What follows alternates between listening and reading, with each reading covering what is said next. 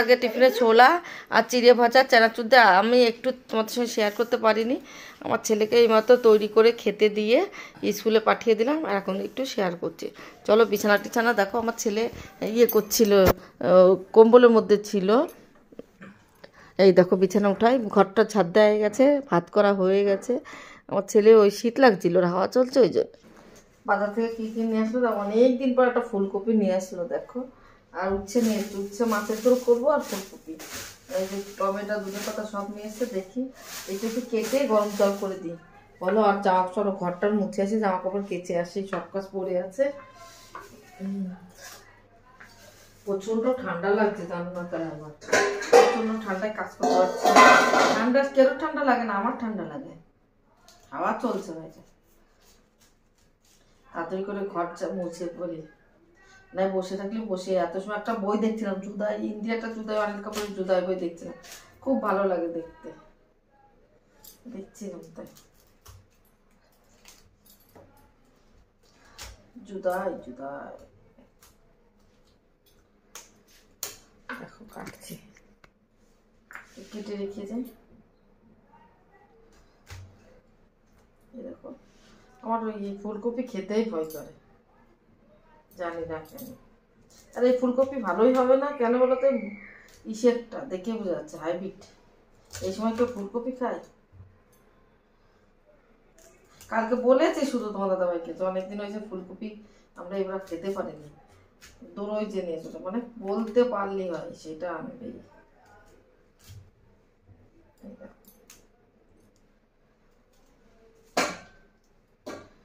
একটু সিদ্ধ করে নেবো, গন্ধটা চলে যাবে বলো। আদা বাটা জিরে বাটা দিয়ে রান্না করবো। পোকা টোকা আছে নাকি সেটা আমার ভয় করে ভীষণ, মনে হচ্ছে তো নাই।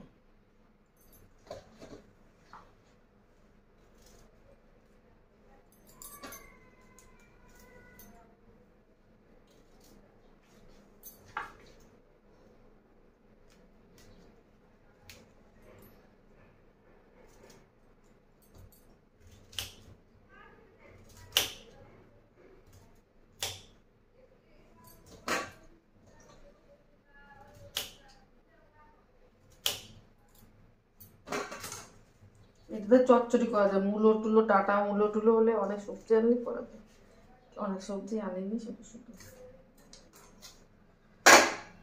ঠিক আছে। এটা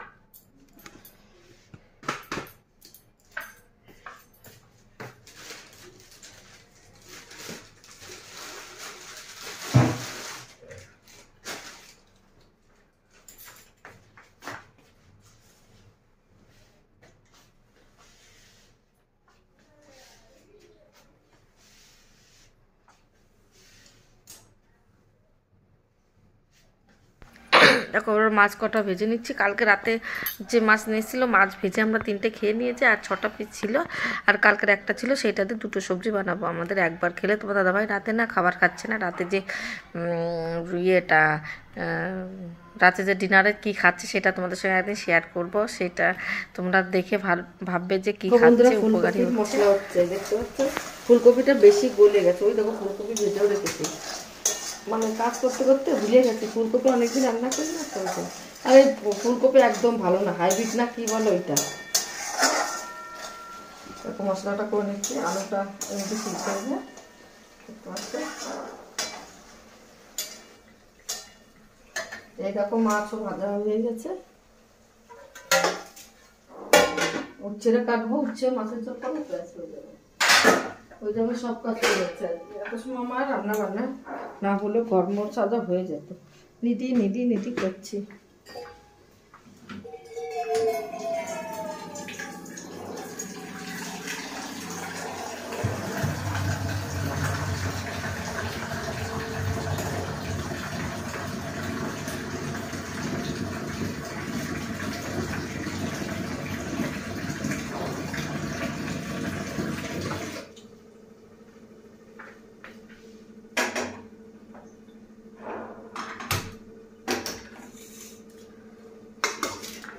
তরকারি কমপ্লিট হয়ে গেছে, আমরা নামিয়ে দিই, আর এই তরকারিটা করে ফেলি, হচ্ছে তরকারিটা।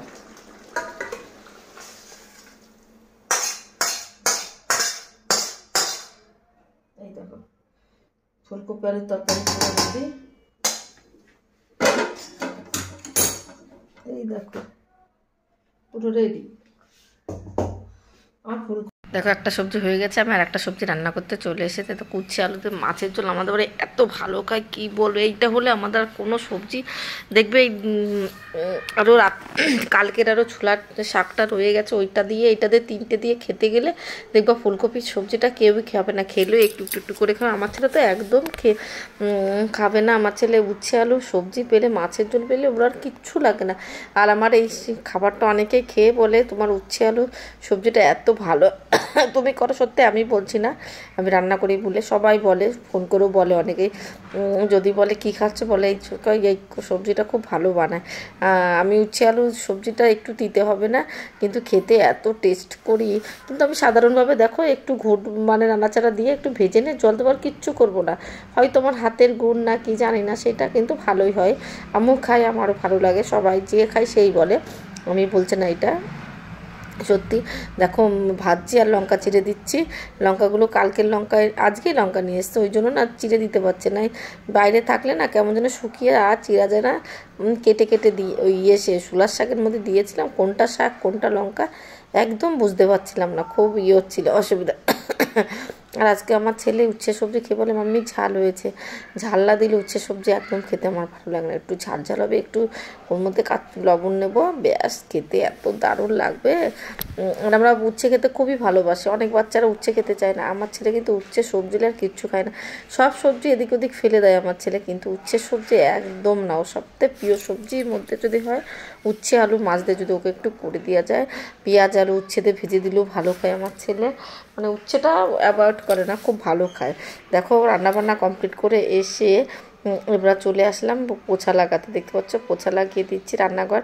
বড় ঘরটা সব কমপ্লিট হয়েছে, শুধু তোমাদের সঙ্গে সব ঘর পোছা লাগানো দেখালাম না, শুধু রান্নাঘরটা দেখিয়ে দিচ্ছি। আমার বড় ঘর মানে পুরো সব পোছা লাগানো কমপ্লিট, শুধু যে কিচেনটা পোছা লাগাবো। রান্না তো লাস্টে হলো, ওই জন্য লাস্টে কিচেনটা পোছা লাগাচ্ছি।